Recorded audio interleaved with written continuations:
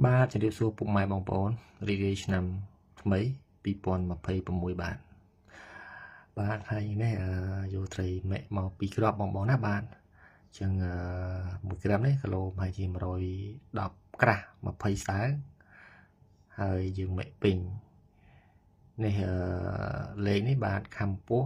មុខកតុយបាទពោះច្រើនណាស់ត្រីនេះខំពោះច្រើនហើយទៀតសោគឺយើងមានមួយក្រាបផ្សេងទៀតដែរដែលមានគីឡូហាក់ប្រហែលនឹង100ស្ដើងមក100ស្ដើងបាទនេះបាទមួយក្រាបនេះបាទអញ្ចឹងត្រីនេះបច្ចៈត្រីនេះយើងម៉ែក់ពេញហើយបាទត្រីនេះមួយលេខទេម៉ែក់ពេញបាទហើយថ្ងៃនេះយើងឡើងថែបានមួយថ្ងៃដែរបាទអញ្ចឹងបងចង់អត់មានពេលម៉ែក់ចង់យកទៅថែបន្តអាចយកបានលេខនេះបាទហើយតម្លៃបាទនៅក្នុងវីដេអូនេះឯងបាទអរគុណច្រើនបងរីករាយឆ្នាំថ្មីបាទ2026អរគុណសូមជម្រាបលាបាទ